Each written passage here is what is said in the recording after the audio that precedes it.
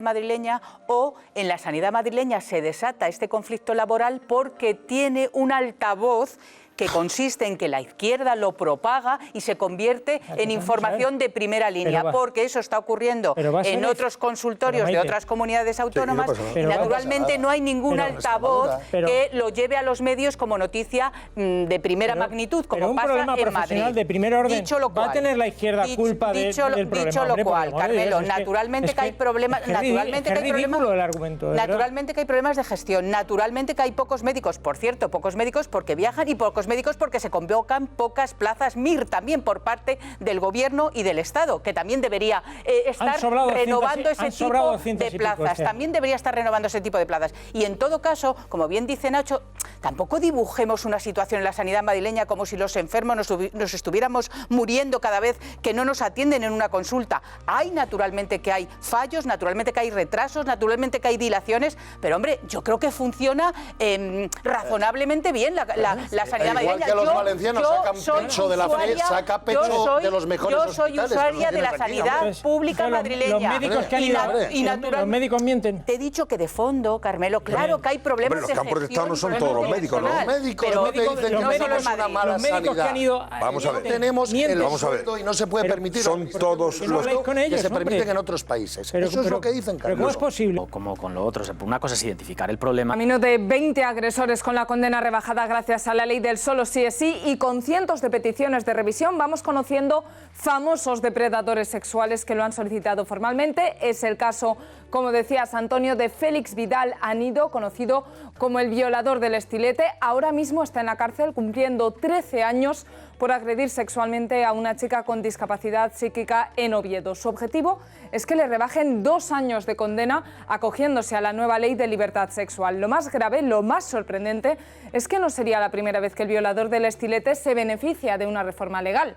Hace un tiempo estaba condenado a 73 años de prisión por violar a 50 mujeres, pero llegó el fin de la doctrina Parot y finalmente cumplió 32 años de cárcel. En 2013 salió en libertad. Lo peor es que una vez en la calle reincidió, violó a la joven de Oviedo, por la que hoy está en prisión, una condena que ahora quiere que le rebajen, como decimos, Antonio, por la nueva ley del Ministerio de Igualdad. Es altamente ofensivo que una dirigente y una responsable política que tiene nada más y nada menos que la responsabilidad de dirigir las políticas de igualdad esté virtiendo estas afirmaciones en relación a un partido que ha luchado y va a seguir luchando por la igualdad en este país. Lo que tiene que hacer la ministra es asumir sus responsabilidades y ser un poquito más responsable.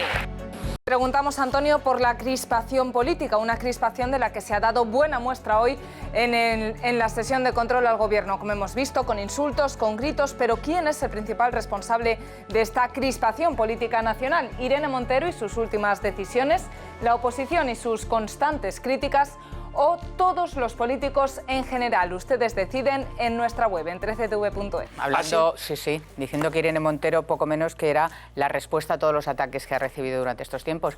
Yo creo que Irene Montero siempre vive en este estado de furia y de crispación. De hecho, Irene Montero está gobernando, su partido forma parte del Gobierno de España precisamente porque de alguna manera se aprovechó del clima de crispación y del clima en el que vivía la sociedad española y toda la europea en el año 2008, 2009, 2010, cuando empezó esa crisis económica. Irene Montero hoy, a ver qué hacemos con ella, porque claro, resulta que habló de que estaba siendo objeto de violencia política porque se hizo una descripción probablemente con muy poca fortuna y probablemente bastante torpe, de manera muy torpe, sobre una situación privada que ella vive y que yo creo que nadie ha ocultado, y es que es pareja del que fue su jefe, porque él reportaba al vicepresidente del Gobierno que era su jefe. Y hoy ha acudido, yo creo, a una de las ofensas mayores que se le puede hacer a un partido que representa la soberanía nacional, y es no decir que participa, en fin, que es conocedor de la cultura de la violación. No, ha dicho que alienta, que apoya esa cultura de la violación. A mí me parece absolutamente grave y me parece que, hombre, la señora Montero debería estar mucho más contenida, porque yo creo que esa furia que demuestra debería demostrarla porque ella sí, con su irresponsabilidad y con el bodrio jurídico que ha puesto sobre la mesa y que están aplicando los jueces, sí ha posibilitado que más de 40 agresores sexuales se hayan beneficiado precisamente de la legislación que ella ha puesto sobre la mesa. Ella sí, y no se lo ha dicho nadie. Y sin embargo, hombre, yo creo que casi poner un espejo sobre ti y decirle a la oposición lo que precisamente has hecho tú sin haber reconocido en ningún momento su equivocación, que es además gravísima y que ha creado una alarma social, en fin, que es de difícil solución. Y ya le han dicho los jueces, le está diciendo el Tribunal Supremo esto caso por caso, y además la legislación española favorece a los delincuentes cuando se les puede favorecer, y eso es lo que está ocurriendo con los agresores sexuales. Por lo tanto, con 34 años yo le diría a la señora Montero que sonría un poco más, que haga las cosas mejor y que no insulte a los demás si no quiere ser insultado. Que se haga en su casa, ¿no? Si eso ya. Y una cosa, que no las vamos a hacer en el Parlamento ya, porque claro, ya no. Y una cosa más, lo que tiene que... Esta intervención en concreto sobrecoge mucho más. Tanto sobrecoge, fíjate, que yo creo que debería tener no solamente consecuencias políticas. El problema es que tienen inmunidad parlamentaria, pueden decir, pueden calumniar, pueden injuriar, pero debería tener de verdad consecuencias penales. O sea, no se puede acusar de algo tan gravísimo a nadie en concreto, ni a un partido político en general, ni a nadie en particular. ¿Que puede estar desviando el foco? Pues a lo mejor puede ser, o que ha perdido la cabeza, pues puede ser.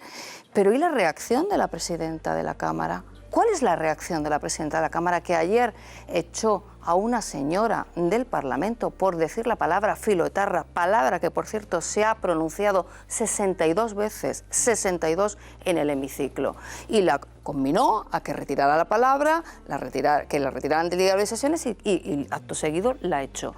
¿Qué es lo que ha hecho hoy Meritxell Batet? Aparte de mandar callar a los diputados del Partido Popular.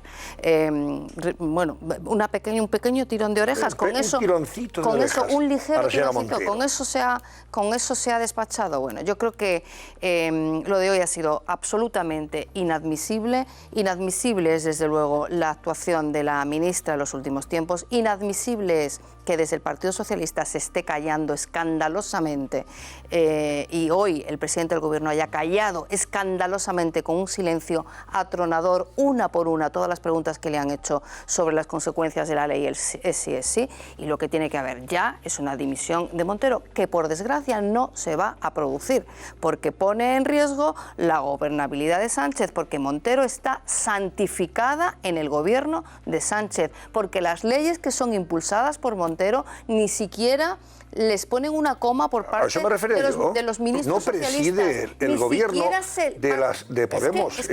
Antonio, destituir a Irene Montero, ni la propia Irene Montero va a dejar el gobierno. Si deja el gobierno, ¿dónde va a ir, Fátima?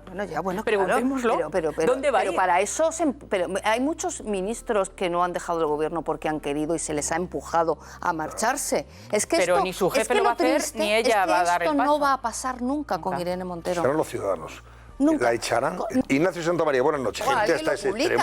Alguien lo publica y lo difunde. En fin, que es lo peor que se puede decir cuando tienes a tu espalda una mochila como esa. No, yo es que no estaba. Pero hemos de recordar que esta ley sale adelante por ese caldo de cultivo que se produce en la opinión pública, manipulada precisamente por esa policía del pensamiento y de la moral pública de Podemos, cuando la sentencia de la manada. Y entonces crearon un clima que parecía que todos los jueces eran machistas, que todos los jueces estaban obviando imponer importantes condenas a los abusadores sexuales, que en ese caso era por abuso sexual, y entonces el Partido Socialista también se contaminó de esa idea general de que había que cambiar la ley. Podía cambiarse la ley, pero haciendo las cosas bien. Claro. Es que solamente se tenían que hacer las cosas bien, solamente con la disposición transitoria ya se podían haber hecho bien. No, pero si además fueron advertidos ahora ya no hay por remedio. Tierra, mar y aire, y no quisieron, como bien decía Ignacio, sostenella y no enmendáis hasta el final. Hoy en el Congreso también Marlaska ha dejado varios titulares, ha repetido en varias ocasiones durante su comparecencia que no hubo muertos en suelo español. También ha defendido la actuación de los agentes, dice que fue seria y proporcional y señala que se han lanzado acusaciones falsas. En esta misma línea envía un mensaje, afirma que él se pone por delante de los cuerpos y fuerzas de seguridad para defenderles, que no se oculta.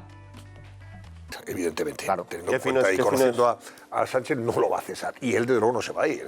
Le gusta más estar ahí en el Ministerio que en la Audiencia Nacional. Fueron las palabras del presidente del Gobierno. Este asunto está bien resuelto. Y esas dos palabras van a pesar como dos piedras a su espalda, porque, claro, reconocer lo que ya es un secreto a voces, no, ni siquiera eso, porque lo han contado los periodistas, lo han contado los diputados, lo está contando un guardia civil poniendo nombres y apellidos. Es que cuando un muerto ya tiene nombre, resulta ya el último recurso al que se puede agarrar el ministro Marlaska. Yo creo que existía la teoría de que